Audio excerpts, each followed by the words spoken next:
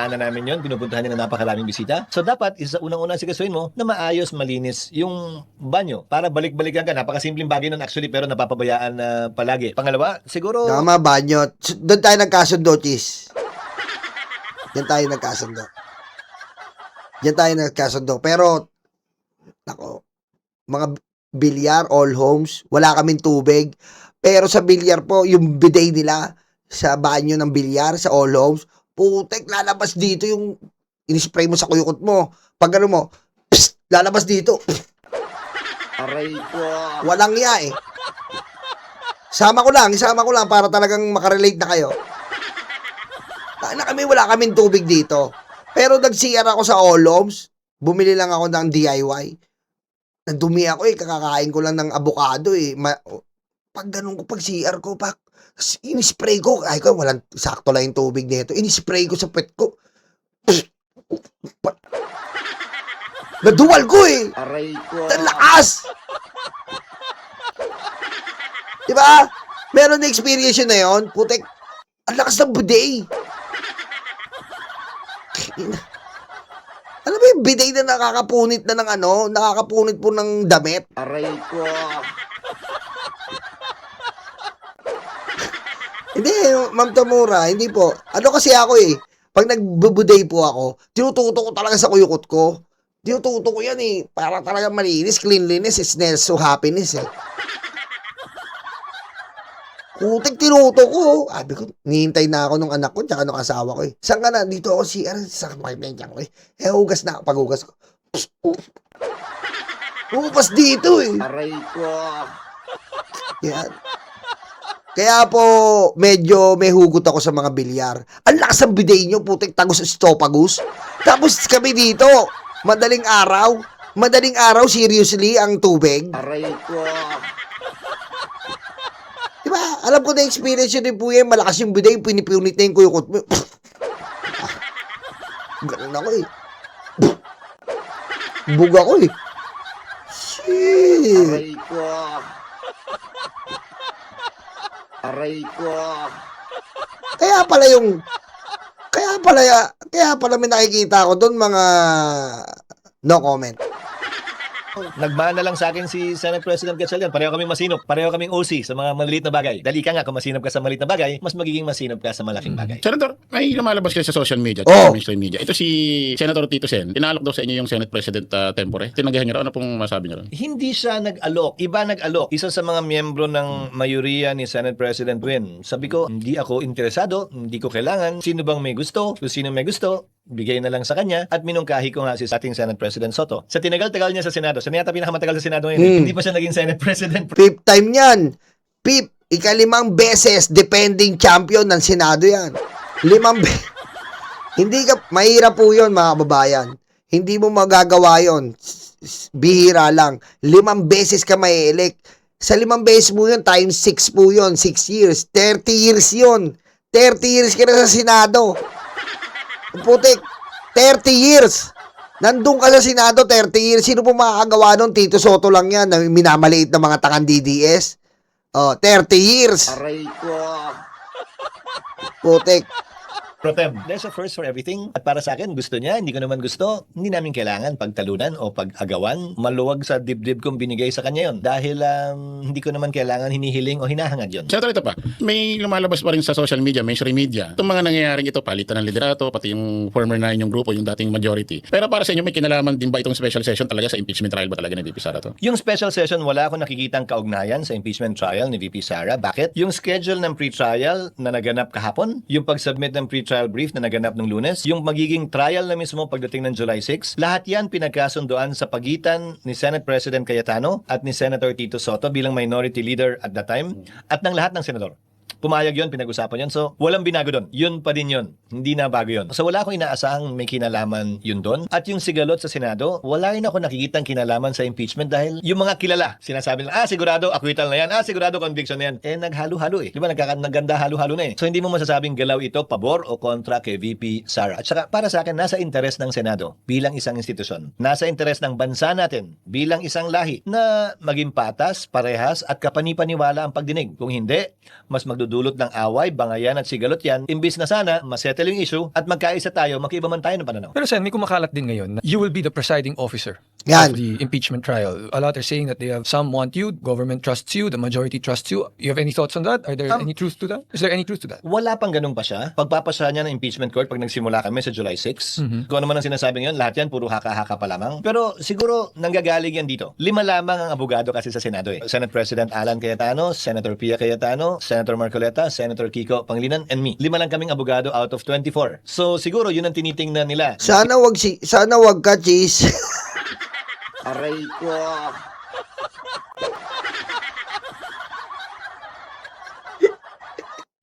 Sana wag ka, Cheese, si Kiko. Sorry, Cheese, Sorry, Cheese, pinortweet mo na kami. Aray ko. Sorry talaga.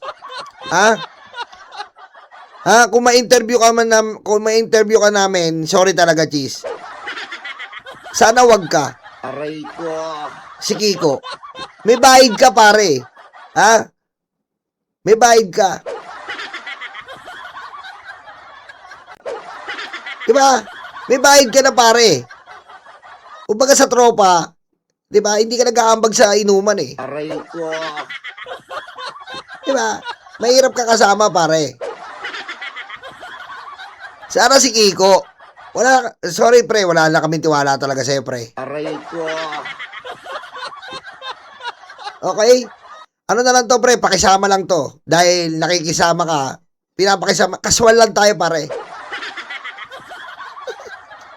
Diba? Si Kiko talaga. Si Kiko kasi medyo... Aray ko. Diba? Si Kiko medyo, medyo magiging neutral pa eh. Pero ikaw, nako, forthwith ka eh.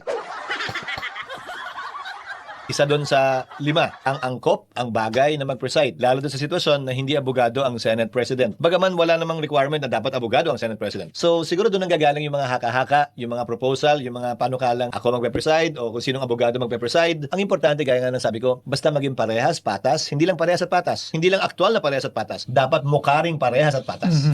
Hindi pwedeng aktual lang kasi baka hindi naman naniniwala, di ba? Actually, there's a phrase about that in law. You must not only be impartial, you must also appear to be impartial. So hindi pwedeng aktual lang. Maski yung pananaw at tingin ng tao, dapat ganun din. Yun yung mahalaga. Cheese, ba't ganun? Parang nagbabago ko na. Wala na yung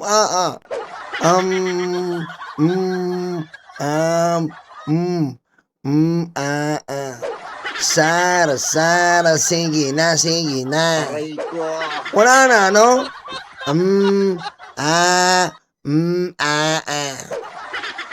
Wala na yun. May mga hindi impartial yata. No, Sen, speaking of being impartial and being fair, patas, I'm sure you know there are senators that have pending or currently have cases and they'll be senator judges. Any thoughts on that? Yung iba nakulong na, yung iba sabi makukulong. Isa-isahin natin. Can they effectively do their jobs? Sino man ang iniimbestigahan, hindi mapipigilan ng investigasyon dahil lamang senator judge sila. Sino man ang may pending na preliminary investigation, hindi rin mapipigilan yon, tuloy lamang yung pagsagot nila at pag-imbestiga, hindi titigilan dahil lamang senator judge ka. Ngayon, kung ikaw ay kinasuhan na, depende sa kaso, tulad ng sa kaso ni Senator Jinggoy, may kaakibat yon na suspension agad. Preventive suspension man o suspension pendente lite. So yon may epekto sa kaso yon. Bakit? Dahil hindi siya makakaparticipate. Ang senator judge nakaupo bilang senator judge dahil senador siya. Kung suspendido siya pansamantala, yung period ng suspension, hindi siya pwedeng manilbihan bilang senator judge. Pag na-lift yung suspension, pwede, pero kailangan humiling pa ng pahintulot sa korte kung papayagan ng korte na makaparticipate siya either online or live dun sa hearing, dun sa trial. So yun yung magiging epekto. Pero yung mga nakabinbin na kaso na bailable naman o nasa preliminary investigation pa lang, tuloy lang yun. At sasagot lang yun. Ihintayin natin hanggang sa dumating sa dulo. Ifa-file ba yung kaso o i-dismiss? Wala namang pipigil doon. Walang immunity binibigay sa senator judges ang pagkakaroon ng impeachment trial. Senator, paano na kayo maging diskarte ng impeachment trial pag nagsimula na? Kasi mayroon ng senador na nakulong, mayroong mga iniimbestigahan ngayon. Paano kayo magiging gulong ng... Personally, wala ako nakikitang may kinalaman yun doon dahil kung ano makikita ko sa testigo bilang senator judge, yun din yung mapapanood nyo eh. Kung ano yung ebidensyang makikita ko bilang senator judge dahil open to the public ito, yun din ang mapapanood ng ordinaryong mga kababayan at mamamayan natin. Hindi pwedeng ikubli o itago yun. At napakahirap magdesisyon ng klarong-klaro yung ebidensya tapos sa kabila ka, parang ang hirap gawin nun. Parang hindi ko nakikita nakikitang ginagawa o gagawin yun ng sino man sa mga senator judges. Maliban na lang kung close fight, ha? Maliban na lang kung parang sa basketball ba, 1 puntos lang ang lamangan. Yun, pwede mo bang sabing depende na sa pagkakakita mo. Pero kung klaro, mahihirapan kahit sinong senator judge. May kaso ba na wala? Kakampi man ng administrasyon o hindi? Kakampi man ni Vice President sa araw hindi? Mahihirapan silang pumosisyon, taliwas dun sa sabay-sabay nating napanood at nakita kung sakasakali sa trial. Ito pa, Senator, yung nakarang naudlot na may nag-walkout yung dating minority na hindi sila pabor doon sa atin ng session yung nakakulong, magkakaroon ng botohan kahit nakakulong yung tama. senador. Although wala pang botohan nangyayari ulit na ganun, komportable ba kayo sa ganun? Hindi ako sang-ayon sa walkout eh. Alam mo, sa tinagal-tagal ko sa Kongreso, hindi pa ako nag-walkout. Kasi nga, naniniwala ako, Congress is a deliberative body. Demokratikong institusyon yan na tinatapos lahat ng hindi pagkakaunawaan sa pamamagitan ng botohan. Hindi sa pamamagitan sa paglakad o sa pag-alis. Hindi ako sang-ayon doon. Kung talo ka sa boto, hindi rason yun para umalis. Magbotohan tayo, hayaan mo matalo ka, harapin mo yung pagkatalo mo sa boto, susunod na botohan naman. Diba, ganun naman dapat yun eh. Hiniling din yan sa mga nagdaang panahon eh. Nung ilan sa mga nag-walkout din, nung nakulong si Senator Laila de Lima. Sakto, pareho. Magkakaibang sitwasyon lang. So ngayon, tinututulan nila, pero duman din naman yung panahon na gusto nila yon para sa kakampi nila syempre na maka-attend. So gusto nito naman ng kabila para sa kakampi nila na maka-attend. Hindi ko sila pinipintasan doon. Kaya lang, syempre, kung ano yung rule kay Juan, yun din dapat yung rule kay Pedro. Kung ano yung ginawa natin noon para parehas, patas, at walang kinikilingan at walang pinapaboran. Which they did not allow before, Sen. They did not allow before because the court did not allow it. Ang pagkakaiba noon, hindi inamyendahan yung rules. So nung naghain sila ng kaso sa Korte Suprema, sabi ng Korte Suprema, hindi pwede, bawal sa rules yun eh. So ang ginawa ngayon, inamyendahan yung rules para payagan. Para kung umakit man sa Korte, pwede na. Kumbaga, learning from your mistakes in the past, Right, di ba? right. Gulang. Ang problema, nag-walkout nga, nawala ng quorum, hindi na napagbotohan. So, Sen, in the previous months, nagkaroon ng Senate Flix, nagkaroon ng kaguluhan sa Senado, and now the impeachment is Senate happening. Flix talaga. May impeachment is happening. How can stability be ensured in the Senate na talagang wala na uling Senate Flix, wala nang kaguluhan, at yung impeachment talagang, sorry sana, forthwith na? Hopefully, in the next few days, and no need to apologize. Panalo ko sa Supreme Court, sorry. Tali mo yung magsasabing dapat agad-agad. Hopefully, cooler heads will prevail. Gingyabang niya, padalo daw sa Supreme Court, no? Aray ko. Ay, naka. Ilang araw ba? Middle of June ngayon. So meron pa tayong mga 3 linggo bago magsimula ang impeachment. So sana itong 3 linggo ito, makapagnilay-nilay lahat ng senador, kumalma ang mga maaalab na damdamin para pag muli kami nakita-kita sa July 6, medyo kalmante at kalmado na. At tunay na maging mas mature, mas statesman-like ang Senado kumpara sa ibang mga legislative bodies na hindi natin nakita dahil sa silakbo ng damdamin ng ilan sa aming mga kasama nitong nagdaang mga linggo. Grabe, araw-araw sinundan yung istorya ng Senado. Oo. Luzon, Visayas, Mindanao. Walang Saka, trending eh. Dahil doon sa Senate Flix, parang napahinga si VP Sara Duterte. Parang nakapag-rest din siya sa issue. No? Palagi may ganap, di ba? Hindi na ubusan ng ganap. Pero ngayon na ang impeachment ay nandyan na nga, hindi naman dapat sentro. Kasi ang magiging trabaho ng Senado, parang ganito Senado, session ng Senado sa umaga, tapos impeachment trial sa hapon. Baka balik rin yun. Impeachment trial sa umaga, Senate session sa hapon. Huwebes, committee hearings. Kasi may trabaho pa rin kami labas sa impeachment eh. Hindi naman namin pwedeng itigil lahat. Committee hearing, pagpasa ng panukalang batas, pagdebate, pagsalita, pagimbestiga, dahil lamang may impeachment. Papapasukin namin sa schedule namin yan na habang nagtatrial, nagagawa pa rin namin, nagagampanan pa rin namin yung ibang trabaho namin dapat gampanan bilang mga halal at kinatawan ng bayan. Tama-tama, Senator. Anong masasabi niya ngayon sa mamamayan Pilipino ng mga naguguluhan ngayon sa Senado? Hindi ko kayo masisisi kung naguguluhan kayo kasi pati ako din minsan naguguluhan.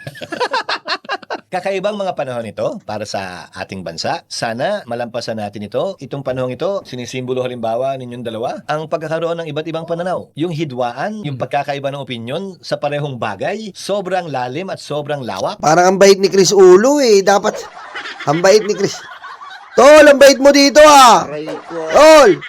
Na parang hirap ng pagtugmain at paghilumin. Yun yung hamon sa ating lahat ngayon. Paano tayo makakapagtulungan sa kabila ng matitinding pagkakaiba natin ng opinyon sa maraming mga bagay na malapit sa ating puso at isipan? Paano natin maisasantabi yun para magtrabaho sa kabila ng pagtutol mo sa sinasabi niya o sa sinasabi mo o sa sinasabi ko? Yun ang hamon sa ating lahat. That is advanced democracy for me. For me, this is actually a good training ground for every Filipino na makita na yung pagkakaiba natin ng pananaw sa larangan ng politika hindi dahilan para dumating sa level na magbangayan, mag-away o magsakitan tayo. Hindi ito dahilan para maging hadlang na hindi tayo magtulungan kapag kailangan natin magtulungan. Kasi darating at darating yung panahon na magkakaiba talaga tayo ng pananaw. At matindi yung Ikaw nga eh.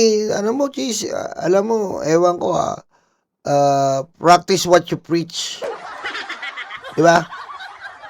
Kasi, naway mo nga si Uncle Martin, tapos pumapalakpak si Sara eh. Aray ko. Diba? Inaway mo nga si Uncle Martin, pumapalakpak si Sara eh. Aray ko. Niwala natin. Kung ikaw, Chris, sa kabila ng mga nangyari sa Senado, sa Senate Flex ka nga, sabi mo, umaasa ka ba? Nalampasan na yan ng Senado natin? Or may chance bang bumalik muli sa pagkakaroon ng Senate Flex? Actually, naisip ko yan, Senator Kaso sabi ko, parang hindi Parang katulad yan, yung impeachment trial ni VP Sara Duterte, July 6 pa. Marami pa pwede mangyari Meron kasing baka grupo na nananahimik lang, pero nagpapalakas pala. Pwede.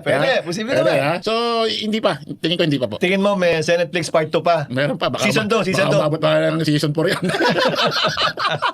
Ikaw, Kagahan. Ako, honestly, Sen, I am hopeful. I am optimistic that the new leadership in the Senate gives stability to the country. Na tuloy-tuloy na ma-forthwith na impeachment, tuloy-tuloy na maging stable na yung takbo ng gobyerno natin because it does not benefit anybody, yung power struggle. And I really hope yung kung merong mga Senate Flicks, maging FB Live na lang. Para sa akin, siyempre hopeful ako na ang Senado maayos na. Yan ang bahay, tahanan na kinabibilangan ko. At sino ba naman ang may gusto na may sigalot, may gulo, may away at bangayan? Sasabihin, Ikaw, Cheese!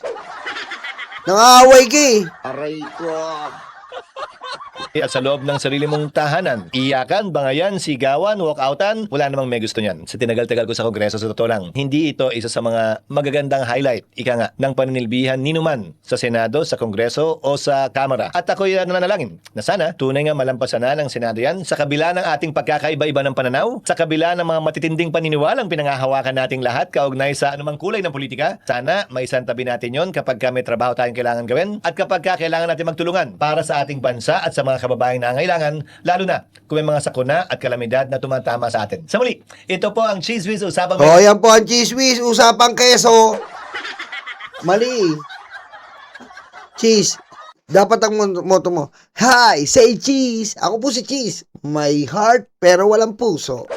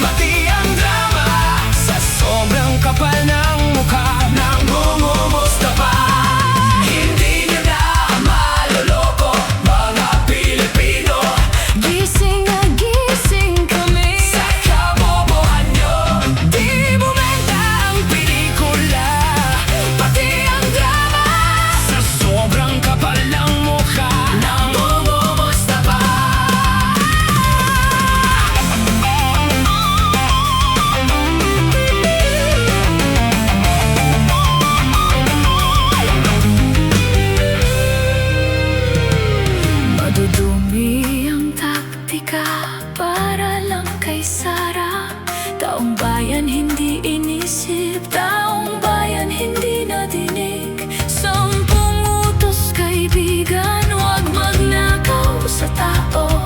Singong